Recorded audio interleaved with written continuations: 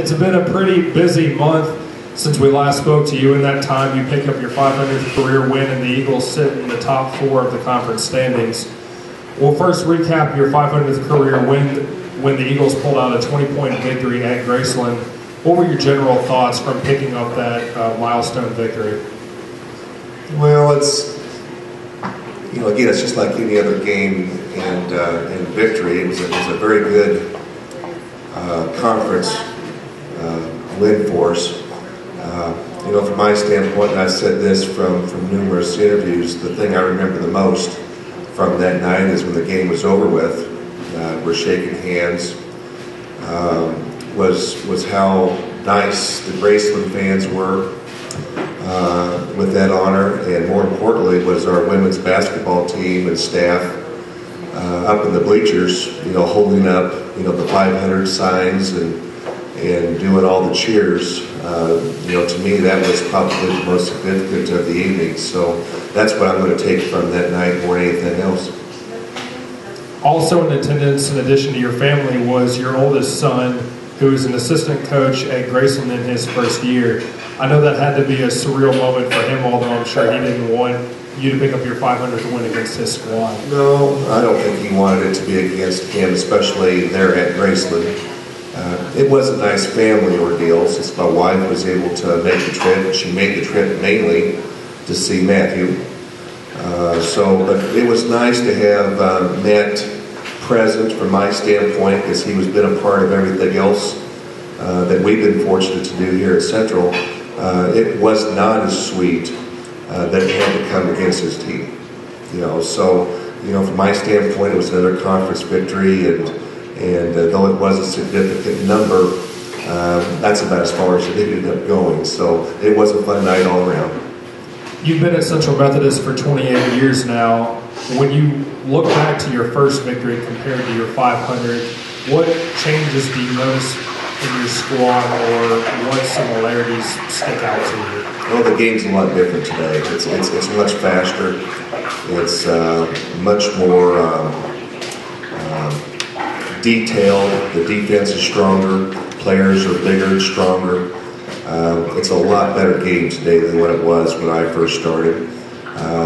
Players' attitudes and the work ethic, I don't think that's changed a great deal. The knowledge of basketball is much more in depth, but there's a big difference about how the game's played. Offensive players are about the same. I think the biggest difference is how much we progressed to the defense. Much better defensive teams.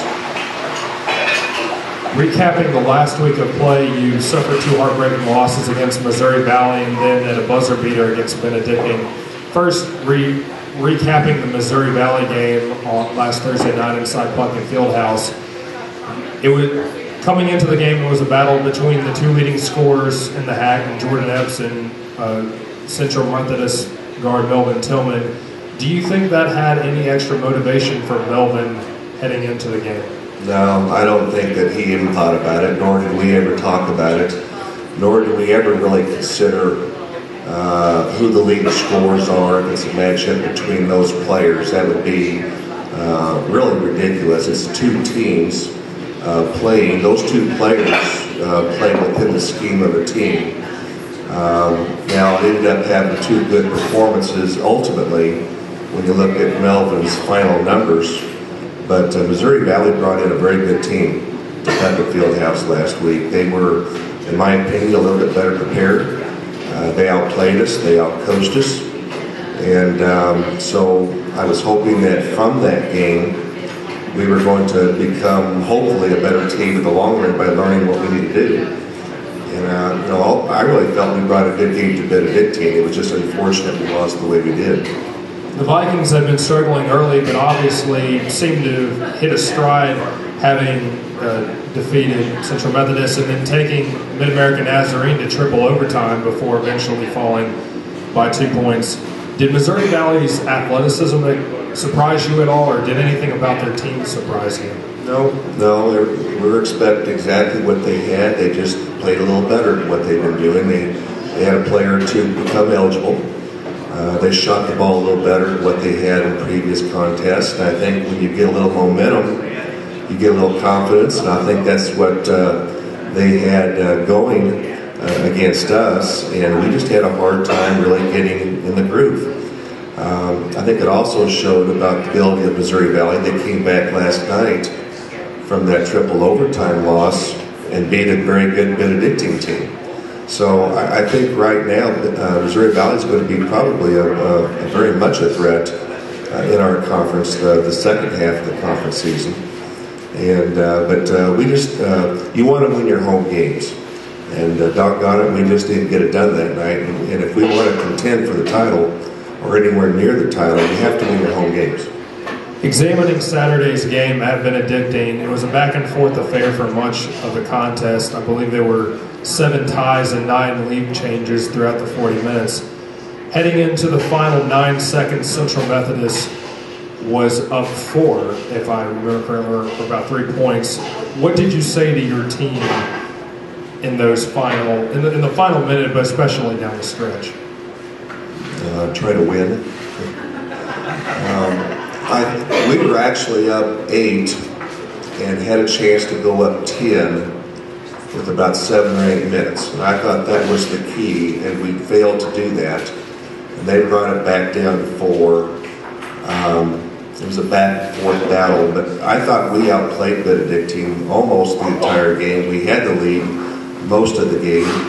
But right there at the end, there were some crucial errors made. When we got up, it was 3 points. We were up 3 points they had the last possession with 20-some seconds. And they chose to go for a quick basket, which made sense because a lot of times teams would go for the 3 for the tie. Well, they were 1 of 15 at that time from the 3-point line. So we knew that they would probably go inside, and they did, and they scored. And so now we're up 1 point with, what was it, 11 seconds, 12 seconds. And we did not get the ball in bounds. We turned the ball over, getting the ball back in bounds. Now, we had no more timeouts. So that was another problem, that we had to waste some timeouts early. And I thought we did a great job defending their last second shot.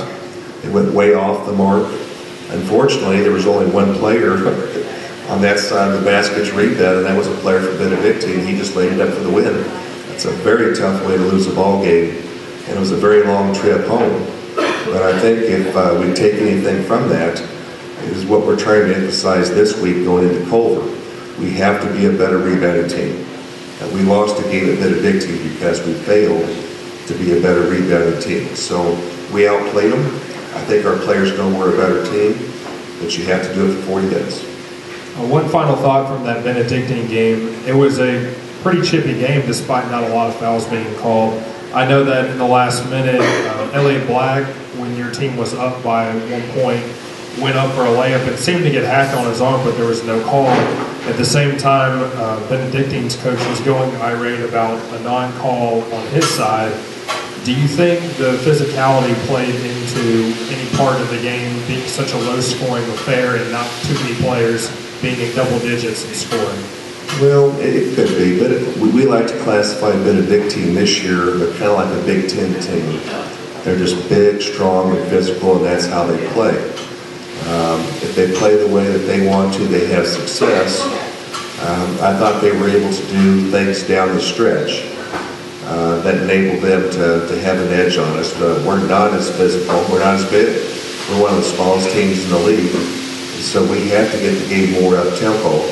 And for us to be in the game scoring 50 points is very unique. We had to feel good about that situation. But again, we did not get the job done on the boards for us to have the success against a team like Benedictine.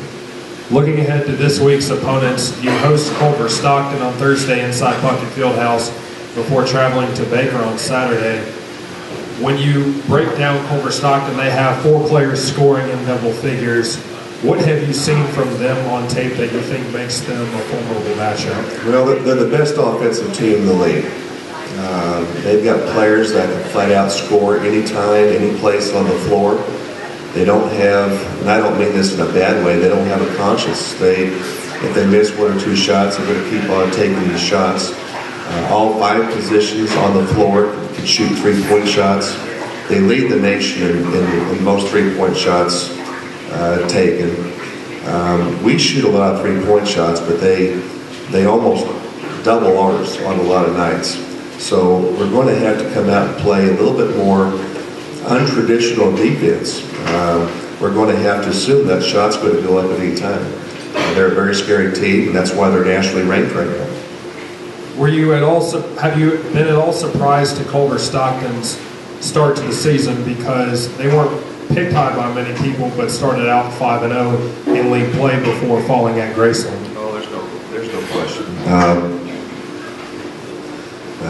They're picked last in the conference, and then all of a sudden they found themselves tied for first for the first fourth, first third of the season. So I think they're surprised in the whole NEI. They've had the biggest turnaround in the NEI this year, and hats off to Coach Schrader for making that type of an adjustment, bringing in the kind of players that's put them to be a big threat in the conference. With your son being an assistant at Graceland and having Culver Stockton face them so recently, has he given you any advice about maybe what they did to slow them down, or did they take anything that you've done in previous years to pick up the victory over Culver Stockton? We haven't talked. I think we usually talk a little bit after the game, but other than that, right now, I think they're worried about.